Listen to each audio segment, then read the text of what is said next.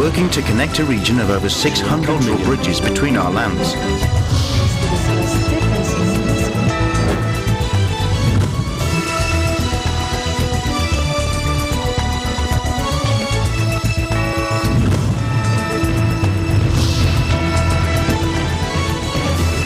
Hello and welcome to ASEAN in Focus. I'm Judith Limera delivering to you the latest news in and around the ASEAN region on today's headlines. President Rodrigo Duterte will veto the proposed 4.1 trillion peso national budget for 2020 if he thinks it violates the Constitution, Malacanang said. Thousands of volunteers wielding nets and bin bags scoured coast, parks and riverbanks across the globe Saturday in a litter-picking drive highlighting the vast quantity of trash dumped worldwide. And with threads go round and round on wheels, many women are hard at work in Vietnam's traditional silkworm village, where households have been making silk thread for more than a century.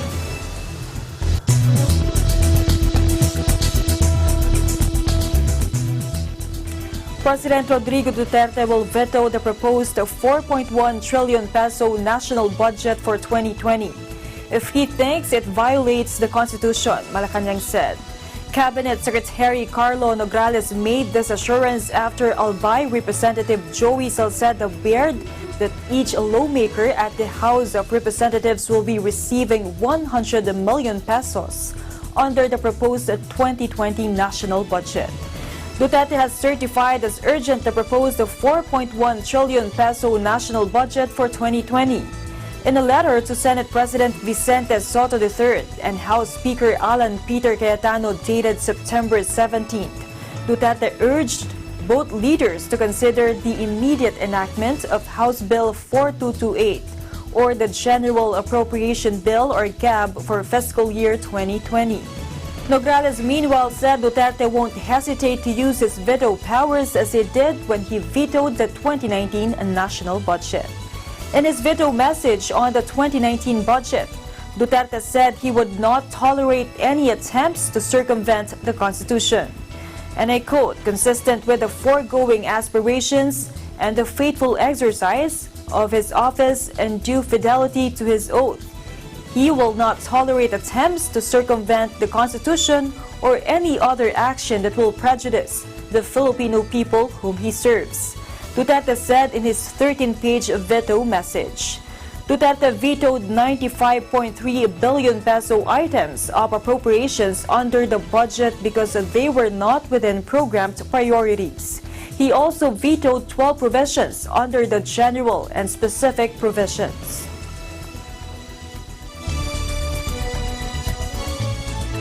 Still in the Philippines, as the Manhunt against the persons of deprived liberty or PDLs who were released through the Good Conduct Time Allowance or GCTA pushes through, the National Capital Region Police or NCRPO on Saturday called on convicts to surrender peacefully.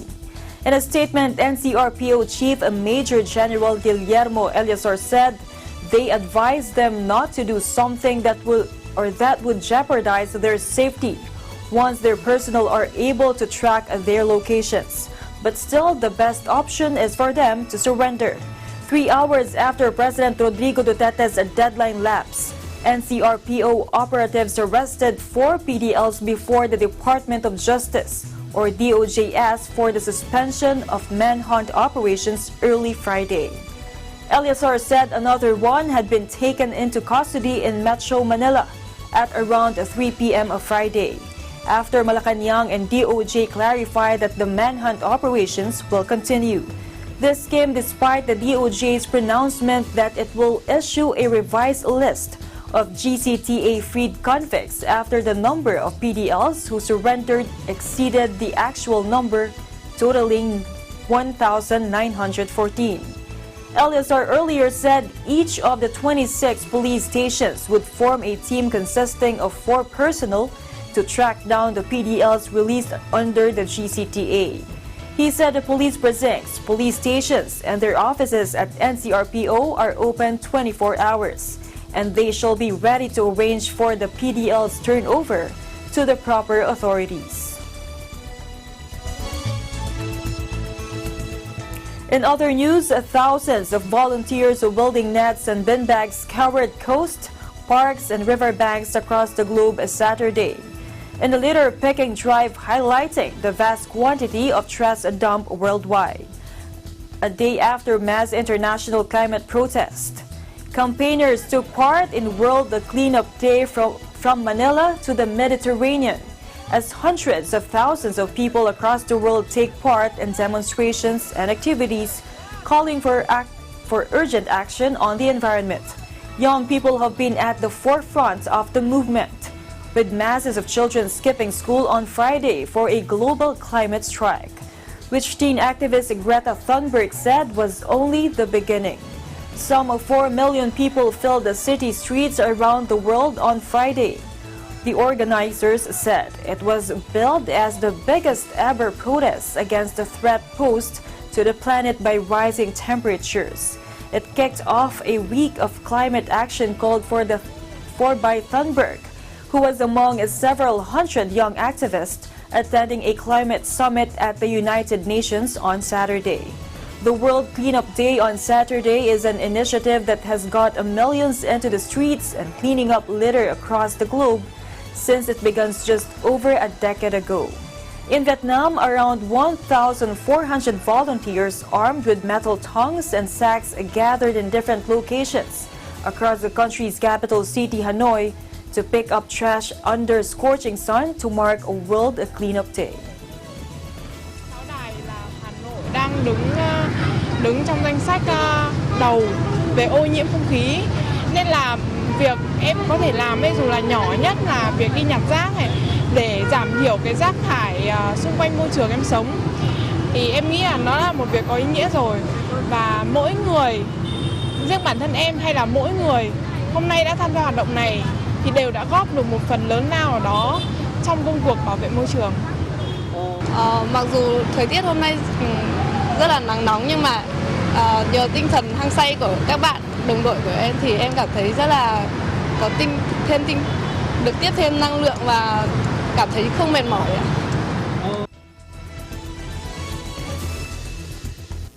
Meanwhile, young people in the Philippines also take part in what is said to be the largest global climate protest in history, demanding immediate action to stop climate change. Take a look. Me as part of the youth, we will inherit the earth, and of course we would not want to inherit something that's dead, something that would benefit us at all. And since this is the only planet that we have, it is the youth must arm themselves and to mobilize themselves to be able to act now to prevent the disastrous effects of climate crisis. 5 of the 10 deadliest typhoons to hit the Philippines have come since 2006. Haiyan, Thelma, Ike, Fengshen, Washi, Durian, Bofa, Trix, Ami, and Nina.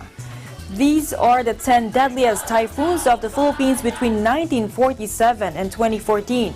What's alarming is that 5 of the 10 have occurred since 2006, affecting and displacing thousands of citizens every time. 7 of these 10 deadly storms each resulted in more than 1,000 casualties. But the deadliest storm on record in the Philippines is Typhoon Haiyan, known locally as Typhoon Yolanda, which was responsible for more than 6,300 lost lives, over 4 million displaced citizens.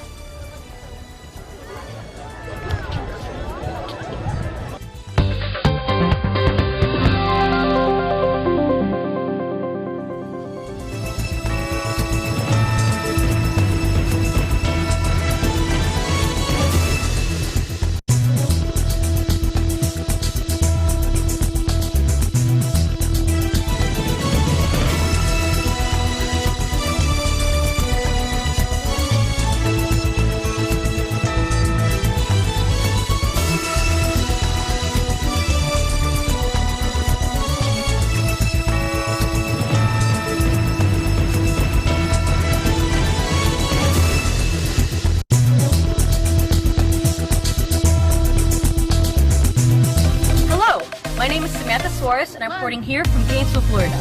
Behind me is the Florida Museum of Natural History, home to a butterfly rainforest featuring hundreds of butterflies from across the world. Do you know another place that has sites from across the world? Well, check out Digital Nest on Tuesdays and Thursdays at 7:30 p.m. And I am one with 25. Hey guys, I hope you enjoyed this video. Make sure to leave some love by giving it a thumbs up, and don't forget to subscribe here at ABC Digital Nest so you don't miss any of our upcoming features.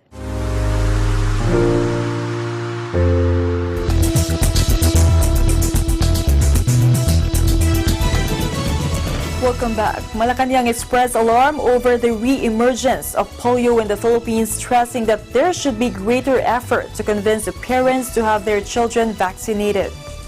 Cabinet Secretary Carlos Nograles said because polio is highly contagious among children, the government must act fast to stop and reverse the viral disease. Nograles pointed out that although immunization is free, the Department of Health or DOH has taken action to boost its immunization campaign and address the 68% decline of polio vaccine coverage.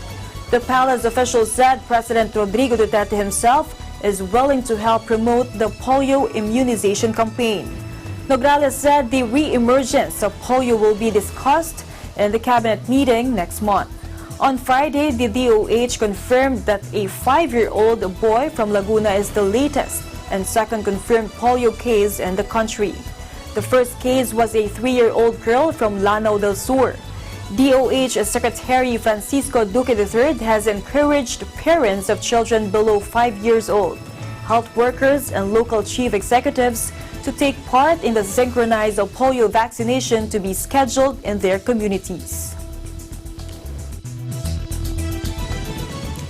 Meanwhile, authorities are probing a customer data leak on Lion Air. The Indonesia's Communications Ministry said Friday in a breach that reportedly affected the millions of carriers' customers. Two of the airline's subsidiaries, Malaysia-based Malindo Air and Thai Lion Air, acknowledged passenger data may have been stolen from remote servers operated by Amazon. Thai Lion Air has come to be aware that some personal data concerning their passengers hosted on a cloud-based environment may have been compromised, it said in a statement.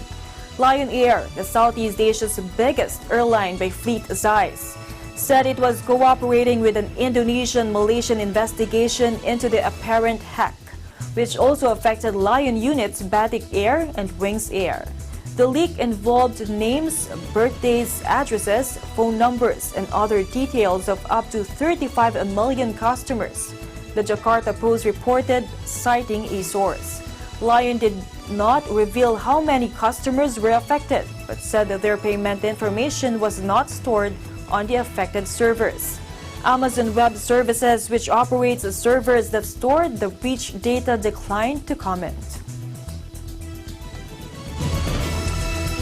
In other news, the ASEAN Secretariat held a workshop on micro, small, and medium enterprise, or the MSME, data and statistics, strengthening the evidence base to support SME policy making at their headquarters in Jakarta yesterday.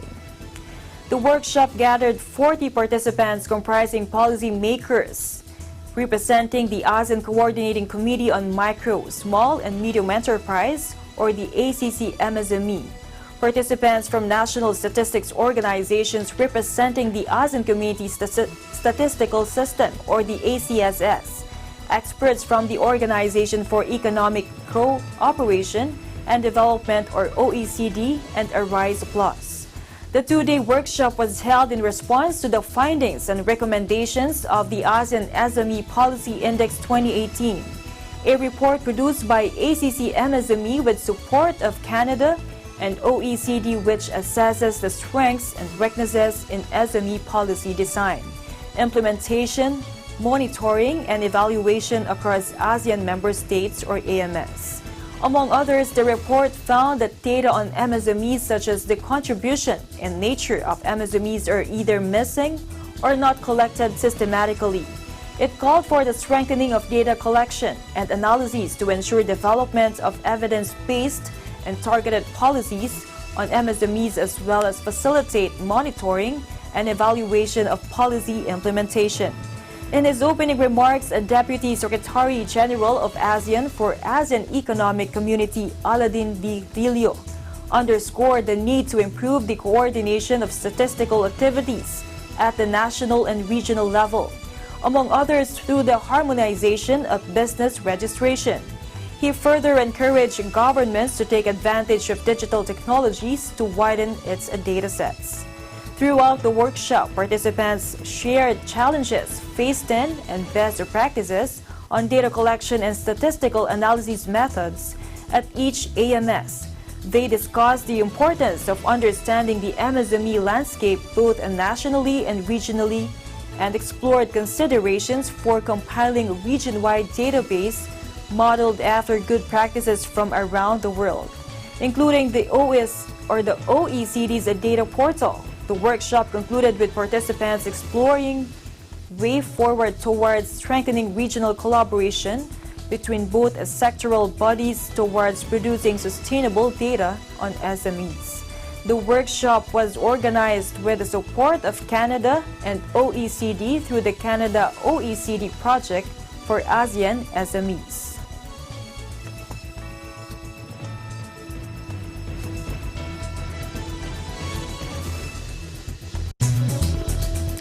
Cocoons on hot boiling water, with threads go round and round on reels. Many women are hard at work in Vietnam's traditional silkworm village, where households have been making silk thread for more than a century. Take a look.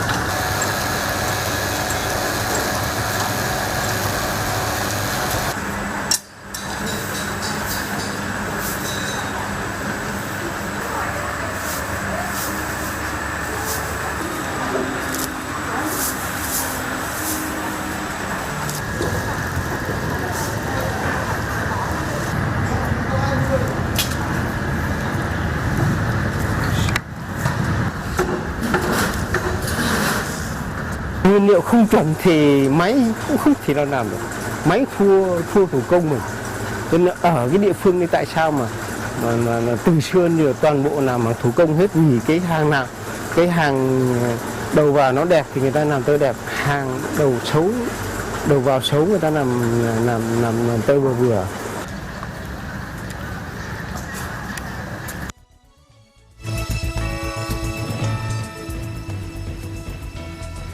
On her scruffy, downtrodden bank of the river, tea shop owner Ken works just a few hundred meters across the muddy water from Yangon and dreams of the riches promised by a new bridge linking to Myanmar's commercial heart. Watch this.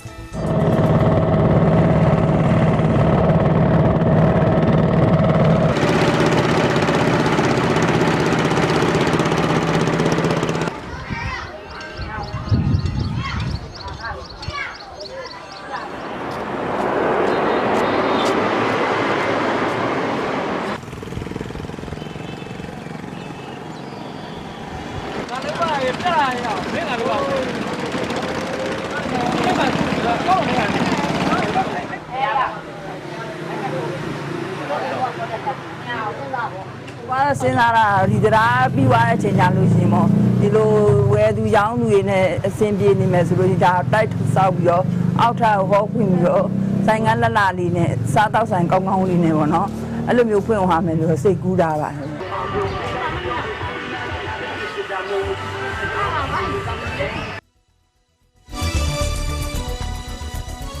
And that is the latest news in the Southeast Asian nations. Stay updated about the ASEAN region. I'm Judith Yamera, and I'm one with 25.